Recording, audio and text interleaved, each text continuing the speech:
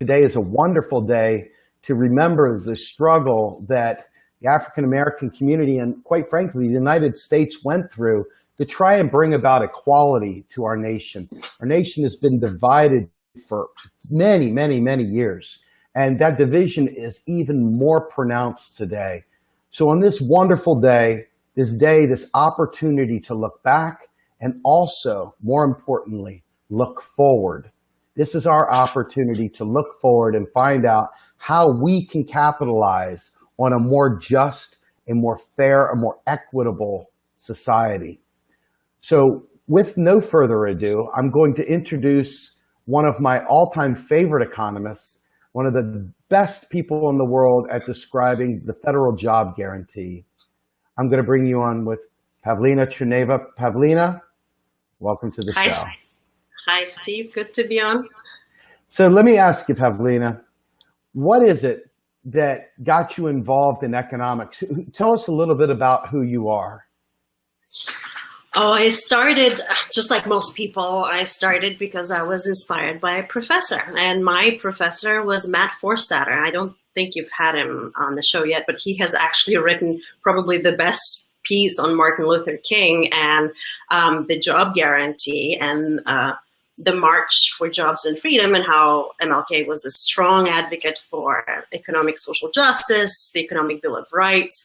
So, I started as an economist because of Matt Forstater, but in my college days, I met Warren Mosler, who you have had on the show, and I was introduced to some of the ideas of soft currency economics, or what we know today as modern money. So I became Warren's first researcher. And then from then, things changed dramatically, as I'm sure it is for many people who first hear about modern money. So I was really determined to just pursue my education. I met Randy Ray along the way.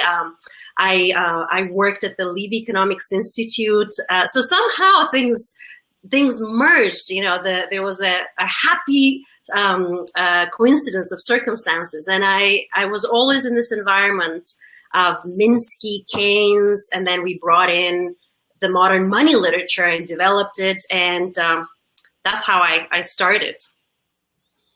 Well, I can tell you right now, we have had the pleasure and also the difficulty of trying to present modern money, modern monetary theory, which is, oh my God, it's a theory. It's just a theory, guys. It's just a theory. And I'm like, guys, that's just a marketing term somebody came up with. It used to be called Mosler economics.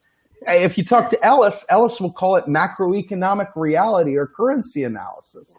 Yeah. Tell us, what is modern monetary theory? The first thing that Warren and I did in almost more than 20 years ago was a conference in Bretton Woods, and the conference was titled A Framework for Macroeconomic Analysis.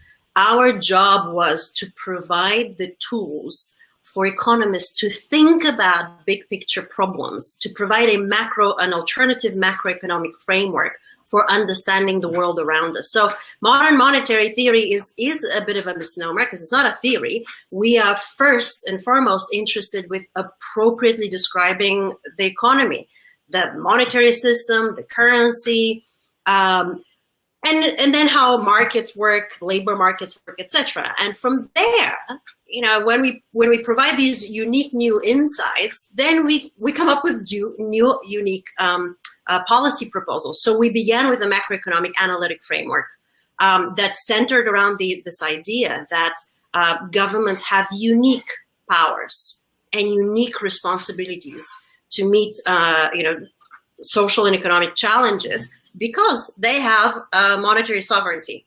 In other words, they don't have the kind of limits to spend the way we do, households, firms, etc. And of course, they have a responsibility to provide for the common good.